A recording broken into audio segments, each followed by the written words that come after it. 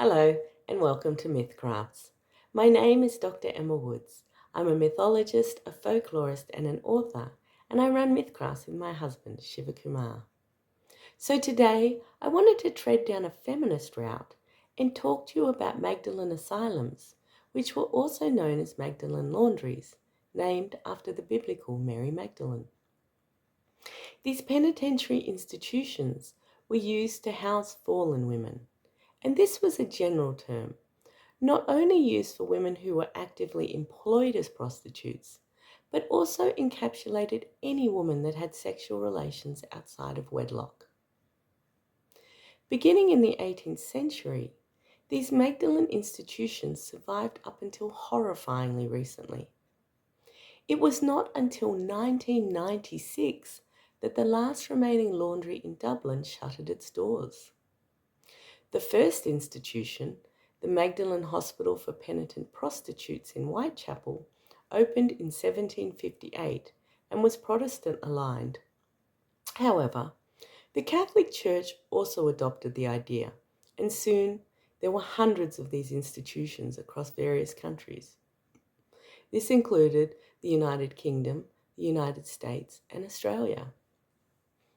While the real horrors of these institutions was hidden under a shroud of religious piety, a recent inquest into the running of these homes in Ireland has unearthed many of their secrets. While the initial impetus for the establishment of these institutions may have been under the guise of charity, the contempt for the women inside was obvious. After all, it was the fall of a woman that got humans kicked out of paradise in the first place. And these institutions were not designed to protect the women inside them, but conversely, they were designed to protect the general public from these fallen women, women that continued to corrupt souls on earth just by their very existence. As the initial advert for the Magdalene Hospital for Penitent Prostitutes states, the miserable condition of common prostitutes and the ruin they spread around must raise compassion and horror in every humane mind. In order, therefore, to put some stop to the torrent of distemper, vice, and villainy which sweeps away multitudes of both sexes, the Society's medal in gold will be given for a plan. For the effectual establishment of a charity house or charity houses to receive and employ such common prostitutes as are desirous to forsake their evil courses, and are inclinable to put themselves into a way of life which, by a mixture of piety and useful industry, will in a few years render them worthy members of the community. So again, as this statement demonstrates, these institutions were not founded for the benefit of the women inside them, but to protect members of society from the filthy pollution caused by the lost souls inside. The famous author Charles Dickens was no stranger to the struggles of the poor in Victorian England. He often used it as the basis of his novels. Dickens was extremely critical of the Magdalene system, eventually setting up an alternative institution of his own, the Urania Cottage in Shepherd's Bush. In an 1846 letter to the philanthropist Angela Bird at Coutts, Dickens envisioned that their institution would be a safe home that would help these women rather than punish them.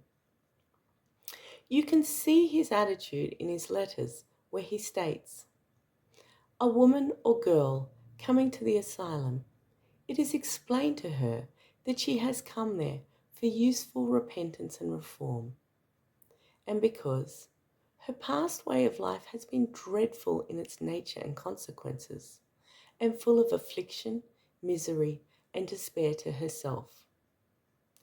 Dickens felt that the societal punishment of women who had already been discarded by that same society was redundant. It was unlikely to lead to the self-respect and self-sufficiency required for these women's rehabilitation. While Dickens' opinion of these women was not judgment-free, he was one of the very few people that acknowledged that their situation was often determined by circumstance rather than just a simple case of poor moral character. His compassion towards many of the women is evident in his letters, and his refrain from ever using terms like prostitute to describe the wards under his care. Dickens' determination to make his own asylum a place of redemption rather than repentance was clearly articulated in his vision. Dickens himself was even heavily involved in the running of the institution and demonstrated commitment to these ideas. He did this by asking staff to refrain from forcing these women to relive their shameful lives. He also refrained from punishment-driven rehabilitation methods, and even just simple things like providing colourful garments for the women to wear, a stark contrast to the drab garb the Magdalene institutions forced upon their inhabitants. As one of the more vocal social and economic critics of his era, it is safe to say the horrific conditions of these institutions was an open secret. It inspired Dickens not only to action, but to devote years of his life overseeing the daily operations of this alternative centre. While originally penitentiaries for prostitutes, in later years these institutions also started to conflate with mother and baby homes for unwed mothers, an epidemic that was compounded by lack of reproductive options for women. As such, these institutions also started performing forced adoptions, taking the children, often without the mother's consent, and sending them to another country in illegal adoption schemes. To add insult to injury, these poor traumatized mothers were then forced to work off their labour debt for the birth costs incurred. They would spend years afterwards enslaved within an industrial laundry. Eventually, these houses became dumping grounds for any unwanted women. This included those that were deemed too physically deformed or too feeble-minded to find husbands, or even just those whose families no longer wanted to provide for them. It is worth remembering that societal rules often pushed women into a position where they were either forced into a life of slave labour or alternatively forced to try and fend for themselves on the street until they were arrested and then likely to be sent to one of these Magdalene institutions for forced labour anyway. These institutions were a fate that many considered worse than the inhumane Victorian prison system, which is really saying a lot. We must also remember this was a world where women's choices were extremely limited. Often, they could not hold property or establish bank accounts or take out loans, and work options for these women were very few. Considering that the Magdalene institutions offered both a roof and some food, it was much more than many living on the streets had access to. When we consider the sheer number of escape attempts from these institutions, it suggests that life inside was absolutely horrendous. How horrendous? The unearthing of a mass grave in the city of Tuam in Ireland gives us some idea. Operating between 1925 and 1961, the Bon Secours Mother and Baby Home was a maternity home for unwed mothers. After delivering her child, a woman would have the child removed from her care, and she was forced into labour for a year as penance for her sinfulness. And this was regardless of the mother's age or even if the child was conceived out of rape or incest. Women that reoffended and became pregnant a second time could even be sentenced to the laundry indefinitely as their penitence. And remember, very few of these women had any support or means of appealing this fate.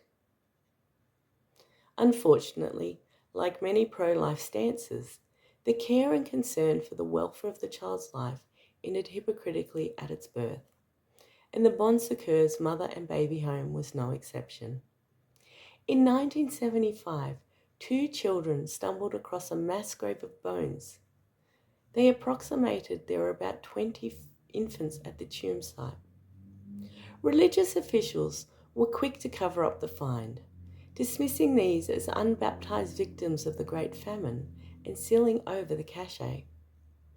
It was not until historians started digging into the records of the home in 2012 that they found vast numbers of infants unaccounted for. This spurred the Irish government to open an inquiry. Excavations at the tomb site exposed a mass grave in the home's septic system that held the bones of nearly 800 infants. It also revealed that the death rates at the home far exceeded any other recorded infant mortality rates at the time. This made it highly likely that these deaths were preventable with adequate care, and, sadly, more than likely that these deaths were intentional. Stephen O'Riordan's 2009 documentary, The Forgotten Maggies, also provides an insight into the terrible conditions of these institutions and the conspiracy between these laundries and the unwed mothers' homes in imprisoning these women into unpaid slavery. With first-hand accounts from women who survived these institutions, anecdotal stories of forced incarceration and servitude, peppered with horrific instances of abuse, this documentary is a powerful testament to the injustices these women suffered. While it is important to put these inhumane workhouses in our past, it is equally as important to remember that these institutions existed up until 1996, and many of the survivors are still living. There are still various countries around the world that still regulate women's reproductive health and force them into carrying unwanted children without exceptions. There are also still many women shamed and abused for their personal sexual choices, and instances where women are victim blamed as the objects of temptation. It is also a reminder that not all enforcers of patriarchal restrictions on women are men.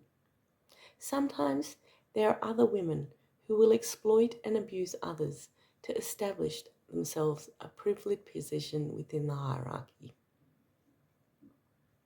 So thank you for joining us today. I know it was a bit of a hard topic, but if you do want to explore it further, the documentary The Forgotten Maggies is certainly worth the watch. I would also highly recommend both watching and reading Small Things Like These. The original novel, written by Claire Keegan, is a haunting tale of a Magdalene laundry in a small town Ireland that is beautifully poetic. And Cillian Murphy provides a fantastic cinematic character study in the movie rendition of the same book. So thank you again for joining us. If you liked the video, please remember to like it and share it and subscribe. All right, thank you. Goodbye.